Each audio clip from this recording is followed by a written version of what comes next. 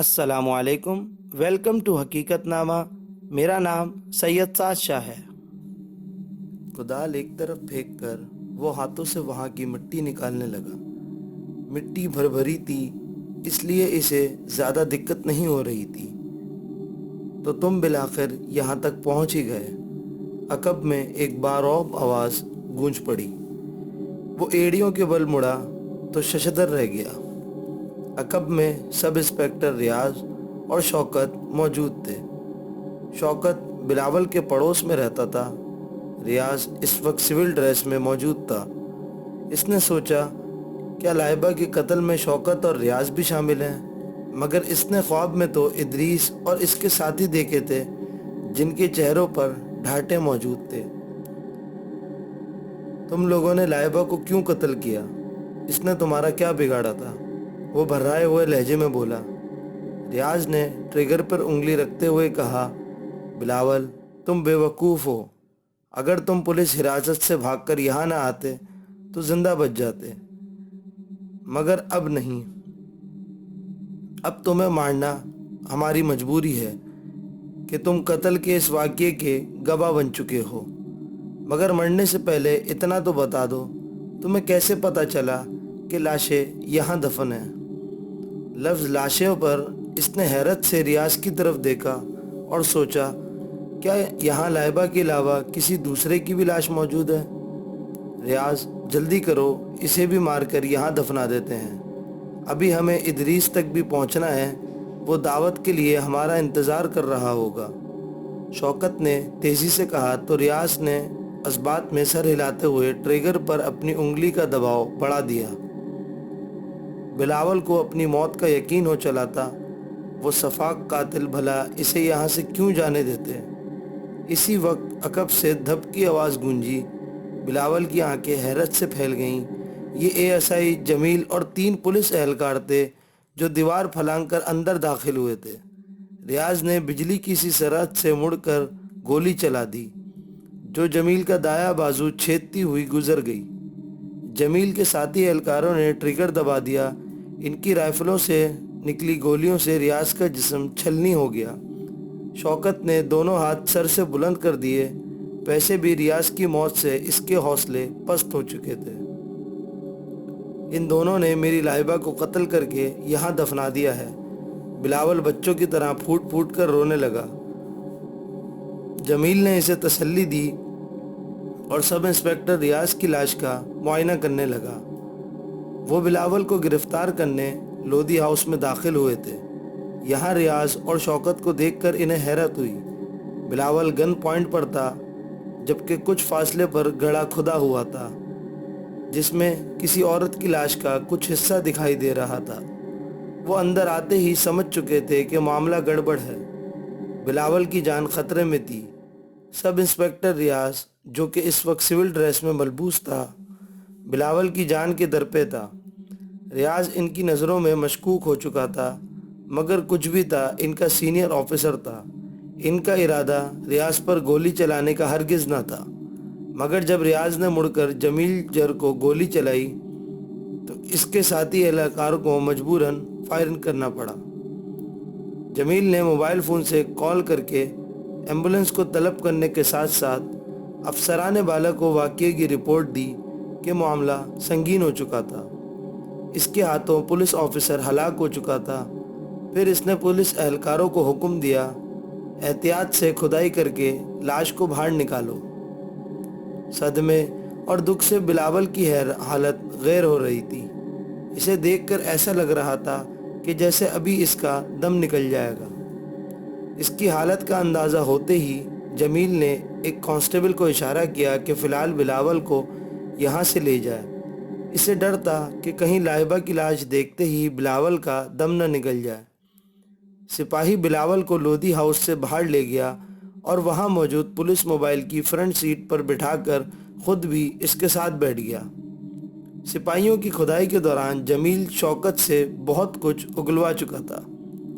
ویسے بھی شوکت اس police officer سے ڈر چکا تھا جس نے بنا کسی رعایت کے اپنے سینئر آفیسر پر گولی چلا دی تھی۔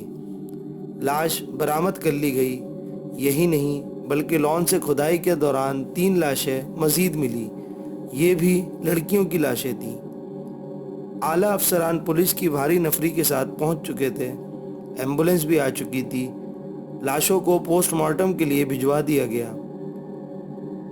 شوکت کو ایک دوسری پولیس موبائل میں بٹھایا گیا، جبکہ جمیل بلاول والی گاڑی میں بیٹھا اور 4 گاڑیوں پر مشتمل یہ قافلہ چل پڑا۔ بلاول حیران تھا کہ جمیل افسران اعلیٰ اور پولیس کی بھاری نفری سمیت کہاں جا رہا ہے۔ دوستوں، اگر ابھی تک آپ نے ہمارا چینل سبسکرائب نہیں کیا تو نیچے موجود بیل آئیکن کو پریس کر دیں۔ ان کے سفر کا اختتام ایک میدانی علاقے میں موجود 2 منزلہ عمارت کے سامنے ہوا۔ پولیس اہلکاروں نے اس عمارت کو گھیرے میں لے لیا۔ پولیس کمانڈوز کرالنگ کرتے ہوئے عمارت کی طرف بڑھے اور باؤنڈری وال سے کود گئے۔ کچھ دیر بعد فائرنگ اور انسانی چیخوں کی آواز سنائی دی، پھر خاموشی چھا گئی۔ پھر عمارت کے دروازے سے پولیس کمانڈوز ایک تنومند شخص اور لڑکی کے ساتھ دروازے سے باہر نکلے۔ ان پر نظر پڑتے ہی بلاول حیرت سے اچھل پڑا۔ وہ ادریس اور لائبہ تھے۔ ادریس کے ہاتھوں میں ہتھکڑی موجود تھی اور چہرے پر خوف و ہراس کے آثار نمایاں تھے۔ ادریس کو ملزم شوکت والی جیپ میں سوار کروا دیا گیا، جبکہ لائبہ کو بلاول کے ساتھ بٹھا دیا گیا۔ پولیس پہنچنے تک جمیل بلاول کو تفصیلات سے آگاہ کر چکا تھا۔ لودھی ہاؤس کے لان کی کھدائی سے 4 لڑکیوں کی لاشیں ملی تھیں۔ 3 لاشوں کی شناخت نہیں ہو سکی تھی، جبکہ چوتھی لاش رخسانہ نامی لڑکی کی تھی، جس کا تعلق گولڈن ٹاؤن سے تھا۔ جمیل نے اسے یہ بتایا، یہ 5 برس پہلے کا واقعہ ہے، جب گولڈن ٹاؤن نیا آباد ہوا تھا۔ ڈی ایس پی فاروق لودھی ان دنوں حاضر سرور تھا۔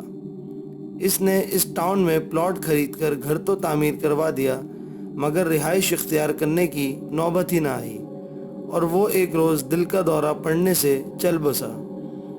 ڈی ایس پی لودھی فرض شناس اور ایماندار پولیس آفیسر تھا، جبکہ اس کا بیٹا ریاض رشوت خور اور عیاش انسان تھا۔ ریاض ان دنوں اے ایس آئی کی پوسٹ پر تھا۔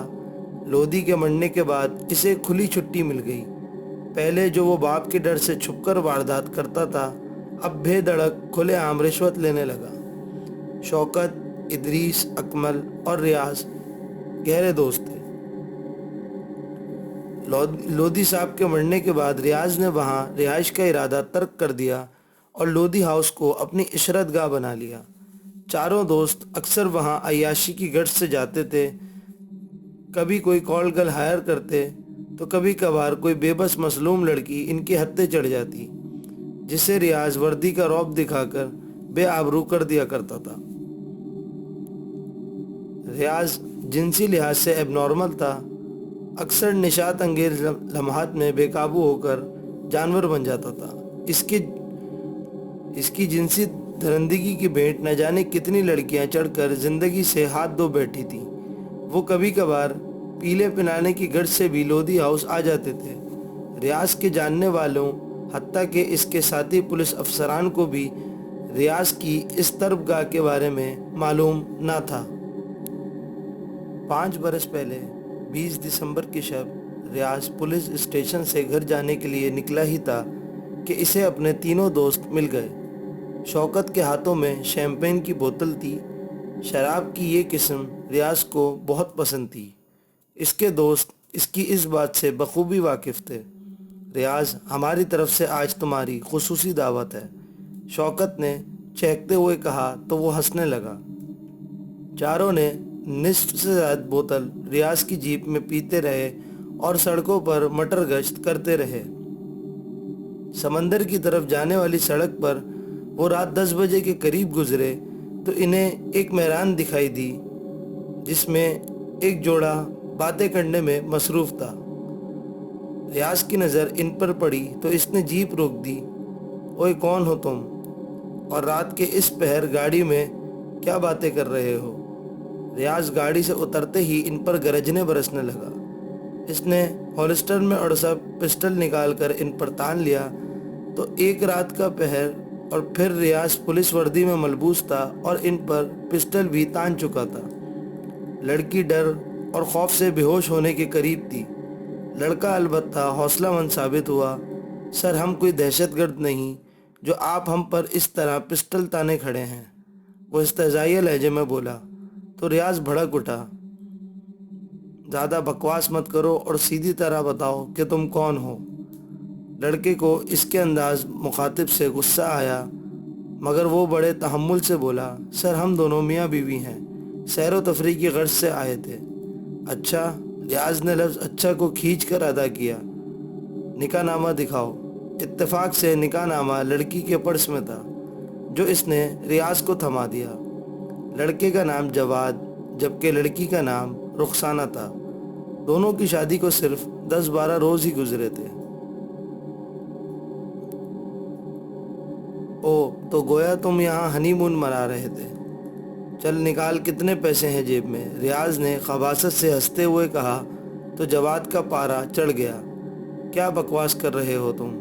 لفظ بکواس اپنے لیے سن کر ریاض کا دماغ گھوم گیا۔ چلو بیٹھو جیپ میں۔ ریاض کے اشارے پر اس کے ساتھیوں نے اس نوجوان جوڑے کے چیخنے چلانے کی پرواہ کیے بغیر اسے گاڑی میں سوار کروا دیا۔ پسٹل اب تک ریاض کے ہاتھ میں ہی تھا۔ ایک سنسان مقام سے گزرتے ہوئے ریاض نے اچانک ٹریگر دبا دیا۔